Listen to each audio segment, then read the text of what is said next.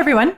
Today is the weekly Patreon poll winning song, and what you've chosen for me this time is a band that I haven't heard before. That's nothing new, of course, but it's always fun for me, especially having heard so much music over the past several years, to still be encountering plenty of new and interesting bands. Today it is the Righteous Brothers. You've Lost That Lovin' Feelin'. The Righteous Brothers are an American musical duo originally formed by Bill Medley and Bobby Hatfield, but now comprising Medley and Buck Hurd. They were inducted into the Rock and Roll Hall of Fame in 2003. You've Lost That Lovin' Feelin' is a song by Phil Spector, Barry Mann, and Cynthia Weil, first recorded in 1964 by the Righteous Brothers. This version, produced by Spector, is cited by some music critics as the ultimate expression and illustration of his wall of sound recording technique. That makes me curious. I'll have to keep my ears open for that. The record was a critical and commercial success on its release. Various music writers have described the Righteous Brothers version as one of the best records ever made and the ultimate pop record. In 2001, the song was chosen as one of the songs of the century by RIAA, and in 2003, the track ranked number 34 on the list of the 500 greatest songs of all time by Rolling Stone. In 2015, the single was inducted into the National Recording Registry by the Library of Congress for being culturally, historically, or aesthetically significant. Oh, another one of those songs. Let's listen. You never close your eyes anymore when I kiss your lips. And there's no tenderness like before in your fingertips. You're trying hard not to show it, but baby, I know it. You lost that love and feeling. Oh, that love and feeling. You lost that love and feeling. Now it's gone, gone, gone. Whoa. Now there's no welcome look in. Okay, wall of sound. Actually, I have to say that I like the way that this song is recorded, the way the sound comes out, at least so far. I guess I wouldn't describe it as wall of sound. To me, it feels like there is a lot of depth to it. The voice is very front and center. And, for example, the percussion, it's back somewhere off in the distance, and I can feel the perspective between the two. And maybe I haven't gotten to that in the song, or maybe I'm not entirely clear what is meant by this term wall of sound in this context. But beyond the recording sonic techniques, which that's just my first impression of what I'm hearing first. I like, okay, so the voice came through incredibly well, and it's a big voice. It's a deep voice, and it's interesting to me as I've been on this journey the past few years. It's been really interesting to me to hear how many voices, especially since most of the singers are male, how many of them are not in that deeper vocal range. You don't hear a lot of baritones, or certainly not basses, as the main voice. And there seems to be a real push towards the higher registers, falsetto, really high range pitches. Here, he is not doing that at all, so far at least. And just that catches my attention because in the context of everything I've heard, this is less common vocally. And he sounds pretty good too, I have to say. He has a quite nice voice. But that aside, just the range of the style is much more, much less stressed and pressured. So far, who knows what the song will do as it moves along. But then the thing that really made me just stop here at this moment was the way the music was shaping the text. And that's one of the things that I really enjoy noticing. So, for example, when it gets to, now it's gone, gone, gone, and it falls down, gone, gone, gone, almost like a terraced waterfall, and it goes a bit lower, and as it's floating away and disappearing. Now it's gone, gone, gone. Whoa, that love feeling. You've lost that love and feeling. Now it's gone, gone, gone. Whoa. And then the bass walking down even lower. Welcome look in your eyes when I reach. See, this is tending towards the lower vocal range. You're starting to Tremolo string. criticize little things I do. It makes me just feel like crying. 'Cause baby, something beautiful I did. You lost that love and feeling. Oh, that love and feeling. You lost that love and feeling. Now it's gone, gone, gone. Whoa, whoa.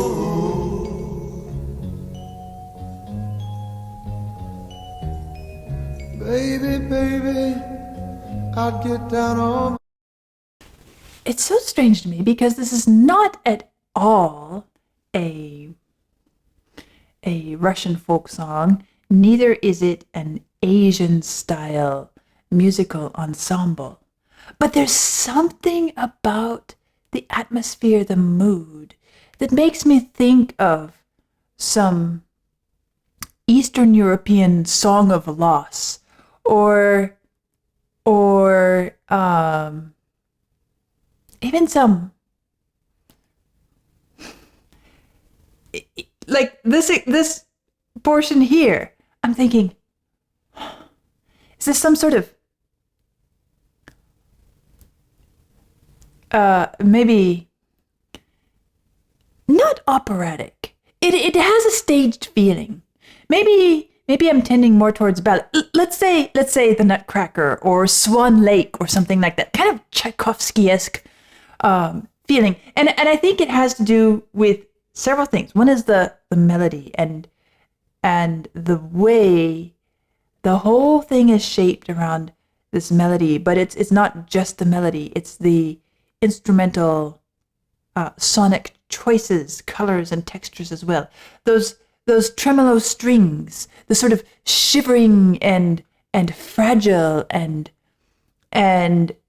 even the melodic shape that they were taking. That's where I suddenly started thinking, I don't know, almost balalaika. And it's so, I'm trying to figure out why it makes me think in that direction, in terms of geographical music traditions, national music traditions. But I think it's because somehow, in spite of all the warmth and sonic richness that is just oozing out of this piece of music, somehow it has captured this sense of deep loss. And it's not like it is crying and in agony over it. It's more like It's more like the feeling of intense pain and sorrow and loss that you feel sometimes even when you're looking at a scene that's too beautiful to look at, and it's so beautiful it hurts, it makes you want to cry, and somehow there's a sense of a timelessness and a quality of sadness about it without actually trying to embody and present that sadness. And then, as I said, it has, I wouldn't quite call it operatic, staged a bit maybe. There's this feeling that there is a kind of a performance quality,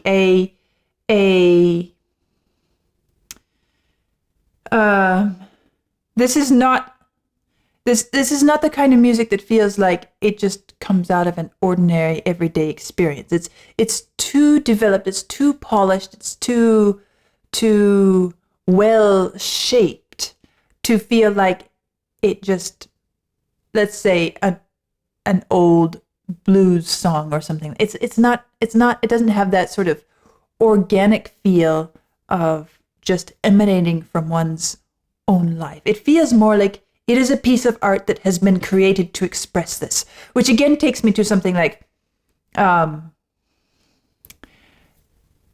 Tchaikovsky or something, Swan Lake, where it is very much an intentionally created piece of art, and yet it expresses such deep human experiences and emotions in a way that is so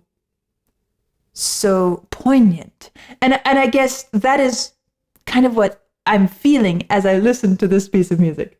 You have the chorus with the strings. I like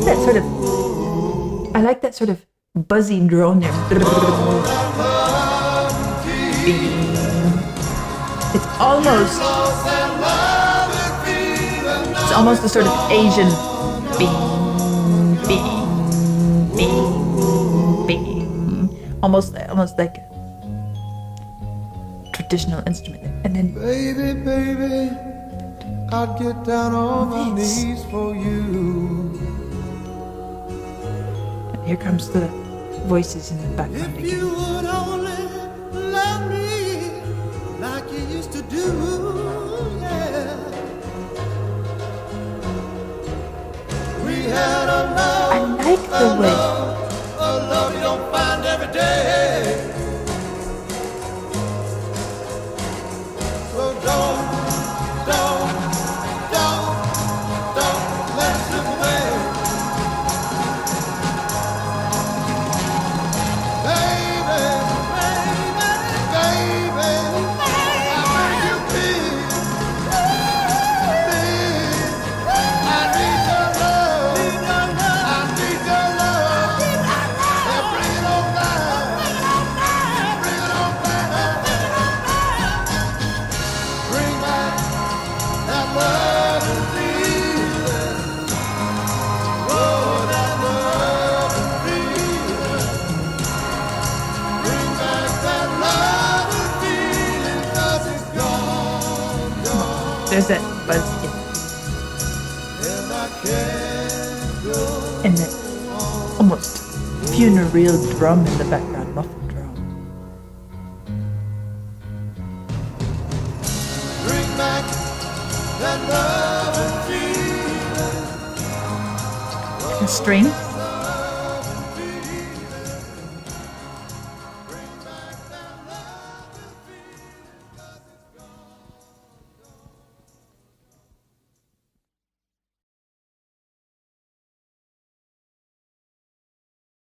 I love the way this song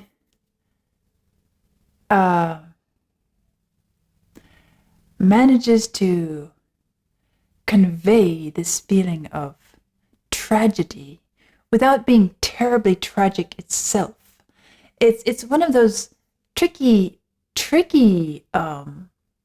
balances to strike musically.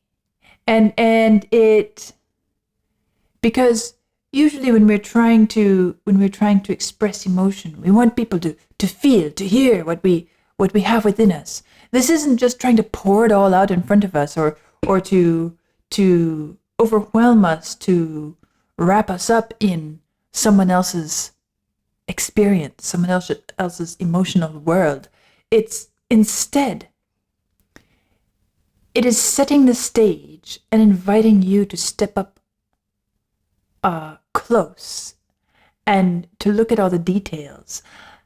That's what I enjoy also about the instrumental arrangement, and however much the recording techniques have to do with that, is that this feels like a very three-dimensional piece of music, a very three-dimensional recording, where it's almost as if I can reach out and touch each different sound somewhere on this stage, which has depth to it, front and back, side to side, height, width, all of that, breadth.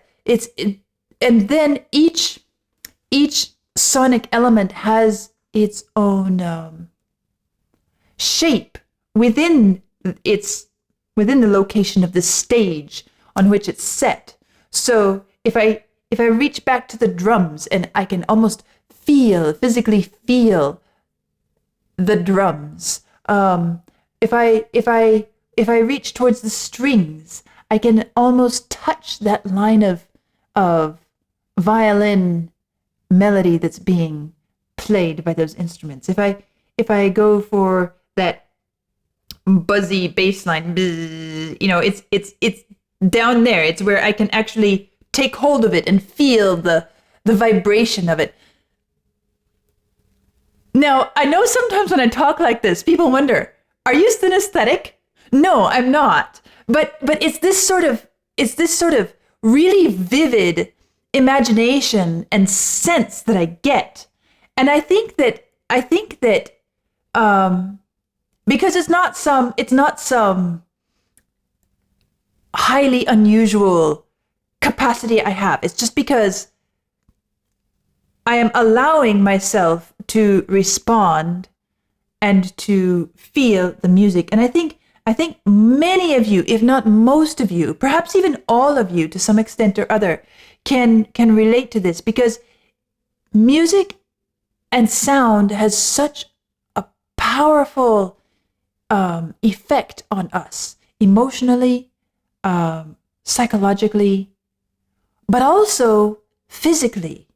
And it is something that can do this to us.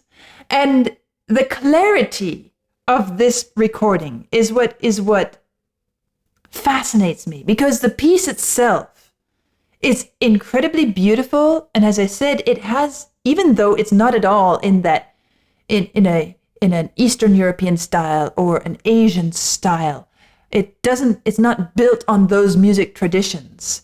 I can very much hear the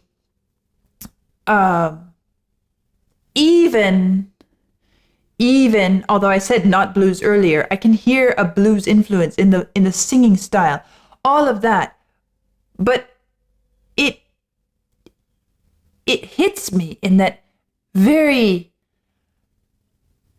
deep and focused way, and it's incredibly poignant and expressive about the tragedy of this recognition that, how did it say? Something beautiful is dying. And it's almost as if we are watching, as if we are witness to the death of this something beautiful, which is what the whole song is about. So I am fascinated by the fact that so much of this comes out in a piece that is really, I mean, if you just have it playing in the background, it's pleasant to listen to. It's not traumatic or exhausting or incredibly heart-wrenching in its choice of sound or any of that. Really an interesting and fun listening experience to hear this for the first time. And now you have made me incredibly curious to listen to some more Righteous Brothers, so perhaps that will be coming in the future. Thank you again to all who chose this one for me, voted for it, made it the winner. The Righteous Brothers, You've Lost That Love and Feelin'. My first time hearing the group, my first time hearing the song, and what a rewarding experience. I'll see you all soon.